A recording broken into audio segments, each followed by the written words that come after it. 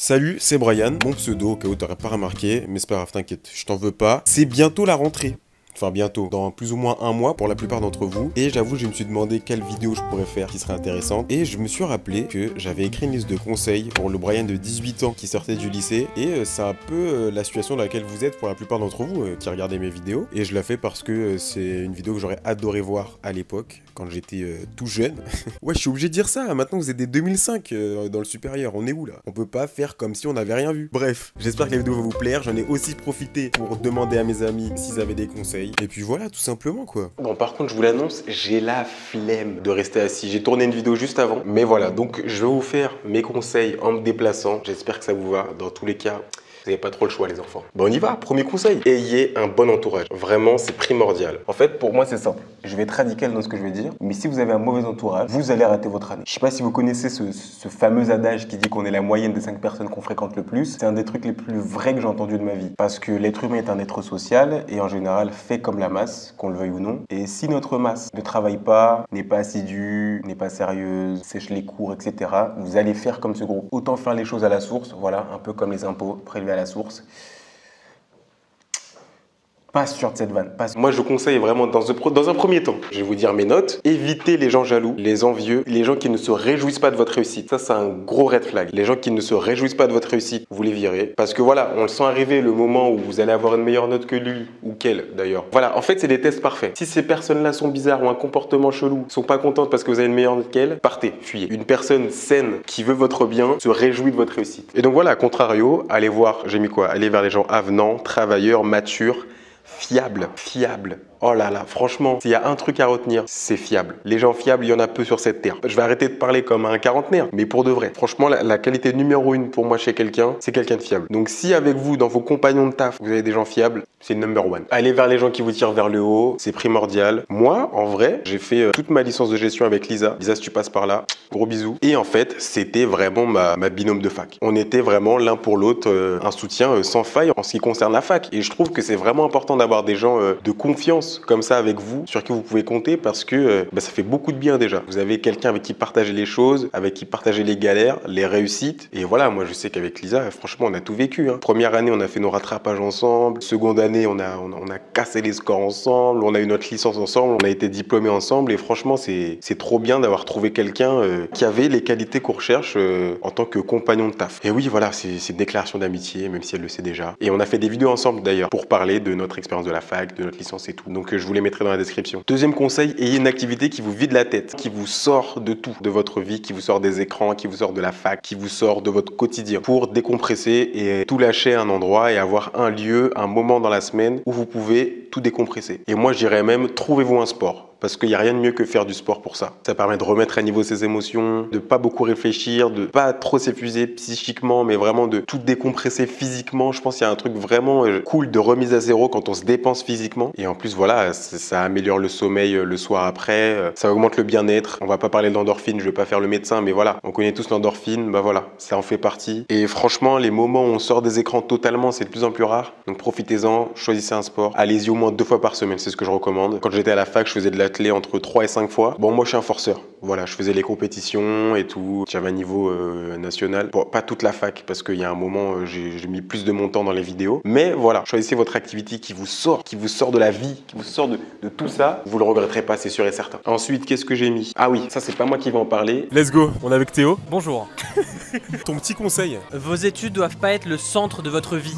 Surtout si vous êtes à la fac ou dans une école, souvent t'as du temps libre. Il faut utiliser ce temps libre pour faire des trucs, prendre des expériences, travailler ailleurs, monter un projet. C'est ça même qui va vous servir plus tard pour vos entretiens d'embauche ou travailler sur des projets encore plus cool. Si vous allez juste à l'école, vous sortez, vous avez plus rien, vous serez juste perdu.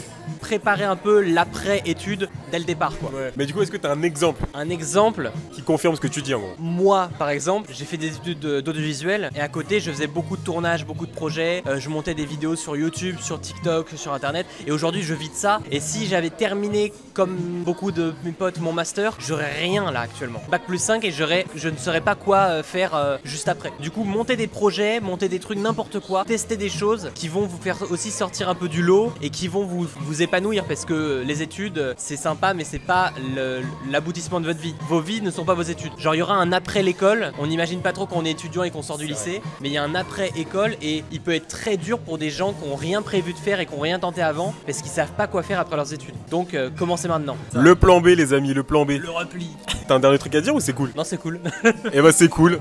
Allez, on se casse. Quatrième conseil, ayez des objectifs. Parce que ça vous permet d'avoir une route à suivre. Et quand il y a une route à suivre et qu'on sait où aller, c'est moins stressant au quotidien. On sait plus ce qu'on doit faire et on est moins perdu. Ça permet aussi d'avoir une motivation à court terme, par semestre, par mois, par matière, des choses comme ça. Parce qu'on sait que les études, ça peut vite commencer à être long. Et qu'en général, voilà, on est une génération où on fait des études de plus en plus longues et parfois on sait même pas pourquoi on fait ça, on sait pas ce qu'on fait et tout. Et d'avoir des objectifs court terme, ça permet de découper cette grande aventure, ce grand projet de vie qui sont les études. Ça rend plus concret ce pourquoi on fait les choses. Ça permet aussi de voir ses progressions et d'avoir ces petites victoires à court terme entre les grosses victoires qui sont valider une année, obtenir un diplôme, obtenir une école, réussir des concours. Ça permet d'avoir aussi des checkpoints, des rigoles dans son chemin. Je suis en freestyle, hein, mais les rigoles de bowling là, tu vois. Ça permet de cadrer quoi. Tu vois, une boule de bowling, si tu l'envoies dans les rigoles, hop là, ça te remet dans le chemin, tu vois. Je m'explique. Imagine, je sais pas, tu t'es dit, ce semestre-là, je vais avoir 12. Si tu commences à avoir des 10, des 9,5, des 8, tu te dis, oula, faut que je me reste 10. Je m'étais mis 12 en tête, il faut que j'y aille. Ça te permet de te dire, ok, vas-y, je remets les bouchées doubles sur cette matière parce que je veux atteindre mon objectif. Voilà, simple. Cinquième conseil, voyez grand, soyez ambitieux, putain de merde, s'il vous plaît, faites-moi ce plaisir là. Je m'explique, je vais vous dire pourquoi. De voir grand, ça vous permet de prendre au sérieux vos études, de vraiment mettre de l'énergie et pas sous-estimer vos efforts et mettre l'intensité pour atteindre ses objectifs, y arriver. Tu vois, par exemple, si tu te dis, ok, je veux 15 de moyenne, en fait, tu vas peut-être pas avoir 15, tu vas avoir 13,5, mais si tu avais visé 13,5, tu aurais eu 12. Tu vois ce que je veux dire? Le souci, c'est qu'on a souvent tendance à sous-estimer les efforts qu'il faut. Si tu te mets un objectif haut, et même si tu te rates un petit peu, ce sera quand même haut et très bon. D'ailleurs, petit aparté, si vous avez 13,5 de moyenne à la fac, je parle de la fac parce que c'est ce que je connais, c'est très bien. Pour de vrai. Et voilà, d'ailleurs, je voulais aussi désacraliser un truc. Ne pas atteindre ses objectifs, c'est pas grave. C'est pas un échec. Je pose ça comme ça, peut-être qu'on le développera plus tard. Gardez-le en tête. Allez, sixième conseil. Apprenez à dire non. Ouais, je me prends pour un prof. Qu'est-ce que tu vas faire? Pas grand-chose.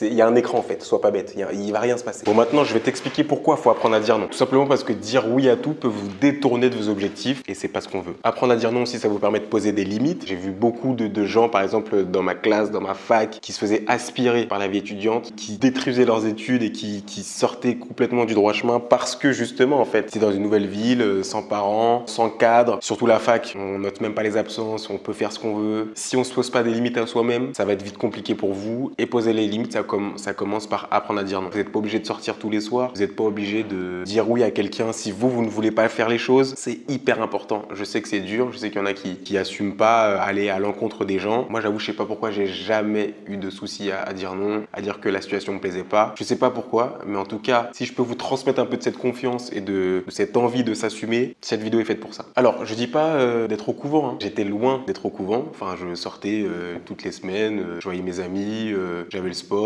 j'avais quand même des notes pour valider mes diplômes, mes années et tout. Mais voilà, il y a un temps pour tout. Gardez en tête que vous pouvez vite vous faire aspirer par la vie étudiante, surtout à Paris. À Paris, si vous voulez faire un truc tous les soirs, vous ferez un truc tous les soirs. Est-ce que c'est bénéfique pour vous? Posez-vous la question. Et voilà, donc je pense que pour apprendre à dire non, il faut déjà se poser ses limites, se fixer ses objectifs. Et ensuite, voilà, ça ira tout seul, quoi. Il y aura limite plus à réfléchir de j'ai envie de le faire ou non. Il y aura juste ce truc de est-ce que ça rentre dans mes objectifs? Est-ce que ça rentre dans mes limites? C'est comme tout, ça se fait avec de l'entraînement, même pour des choses comme ça. Nouveau conseil, ce n'est pas moi qui vais le faire aussi. Je suis avec Paul à son agence. Je l'ai attrapé par le cou pour qu'il nous donne un de ses conseils. Ça serait de ne pas se cloîtrer chez soi pour réviser. Souvent, c'est ce qu'on a tendance à faire parce qu'on passe la journée à la fac. Quand on révise, on se dit je vais rester chez moi. Pour moi, c'est une des pires erreurs à faire en tant qu'étudiant. Pourquoi, pour toi, c'est une erreur de juste travailler chez soi? Parce que en fait, ça te ferme des portes et ça te rend moins efficace. Quand tu travailles, c'est intéressant de découvrir d'autres lieux. Ça te permet de sortir un petit peu de ton quotidien, ce qui est bien, c'est de changer de lieu régulièrement. L'intention de te dire je bouge de chez moi, je vais dans un lieu pour travailler, ça te permet d'être plus efficace parce que tu te dis je bouge de mon lit, de ma chambre étudiante et je vais dans un lieu de travail. Ça te crée une intention. Tu vois, tu te dis je rentre dans ce coworking, dans ce lieu, je pars que quand j'ai fini ça. Tu vois, ça te permet aussi de séparer ta vie personnelle et tes révisions. Quand tu sors de ce lieu, tu as fini de réviser, tu peux faire autre chose. Donc ouais, moi je conseillerais vraiment à tous les étudiants d'essayer au moins une fois de travailler ailleurs. Ça te permet d'être plus efficace, de mieux réviser et donc d'avoir aussi plus de temps pour toi à côté parce que la vie d'étudiant, c'est pas que étudier et réviser, c'est aussi avoir une vie sociale, kiffer, se faire des potes. Une activité égale un lieu. Et il pleut là, je dois sortir, il pleut. Il pleut? Ouais, il pleut. On est au mois de juillet. Vraiment. Paris, c'est bien l'été. Ouais. Ah oui, aussi, un conseil en tant qu'étudiant à Paris, prenez un parapluie. Un parapluie qui tient bien la route, parce que vous allez bien l'utiliser toute l'année. Nouveau conseil, apprenez à apprendre. Franchement, si j'avais su ça en arrivant à la fac, mais franchement, j'aurais été le roi du monde pour de vrai. Il y a des manières d'apprendre, meilleures que d'autres, universelles, et ça permet d'être beaucoup plus efficace, de perdre moins d'énergie. Je vais pas en parler dans cette vidéo. Ce sera le sujet de tout un arc productivité sur ma chaîne en septembre. Restez à l'affût, je vais vous apprendre à apprendre en septembre. Est-ce que je fais du teasing dans ma propre vidéo? Oui. Et encore une fois, que vas-tu faire? Avant-dernier conseil, réviser avec des amis. Punaise, purée de pommes de terre, putain. Réviser avec des amis. Parce que instantanément, ça transforme les révisions en activité sociale. C'est plus motivant, ça demande moins d'efforts d'y aller, moins d'efforts de mise au taf. C'est génial. Ensuite, ça multiplie les manières de réviser. Qu'est-ce que j'ai mis? Je l'avais bien écrit, donc j'ai envie de vous le dire comme je l'ai écrit. Voilà, un coup, t'écoutes ton ami expliquer les choses à une autre personne. Un coup, c'est toi qui expliques à quelqu'un. Ensuite, c'est quelqu'un qui t'explique. Et quand c'est bien orchestré, t'as l'impression de jamais réviser de la même manière. Mais les informations, elles rentrent dans ta tête et tu les assimiles mieux. Parce qu'il faut être diversifié. Voilà, un peu comme ce que je fais d'ailleurs, comme la manière de vous présenter la vidéo. Tu vois le délire ou pas? Tu vois le délire ou pas? Hyper important aussi, c'est cool de s'appuyer sur les points forts des uns et des autres. Voilà, j'ai mis c'est pas mal de s'appuyer sur les forces de chacun. Il y en a qui est bon en maths, il y en a qui est bon en droit, il y en a qui est bon en marketing. Chacun explique à tout le monde. Limite, tiens, je viens d'avoir une idée là. Vous faites, je sais pas, des mini présentations pour les uns et les autres. Ça se fait des mini PowerPoint là en rapide, pour expliquer un truc à ses potes. Ah mais c'est trop bien ça. Bref voilà, je vous le balance, faites ce que vous en voulez. Nouveau conseil, prenez des habitudes. Créer des habitudes, ça vous demande même plus de motivation pour s'activer, pour faire les choses, de dire allez, je dois le faire. En fait, c'est des choses que vous allez faire automatiquement. Et dans les études, il y a plein de choses qu'on doit faire à répétition et qui donc doivent être automatisées. Je parle de réviser de ces matières régulièrement, de lire des articles, qu'on soit en droit, en commerce international, enfin plein de choses comme ça. Et si c'est des choses qui sont des habitudes, c'est génial parce qu'en fait, ce que vous faites sans effort, ça va vous permettre d'être meilleur dans votre formation, dans vos études. Et ça, je trouve ça très puissant quand même. C'est un conseil un peu abstrait, qu'on n'entend pas beaucoup, mais c'est des choses que j'aurais adoré entendre en arrivant à la fac. Voilà, je vous le donne.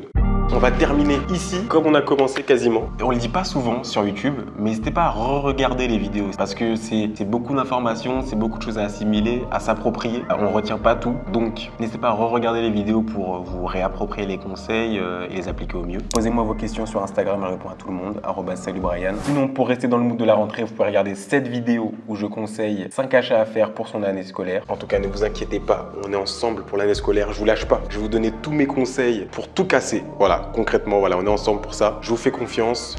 Bisous et croyez en vous.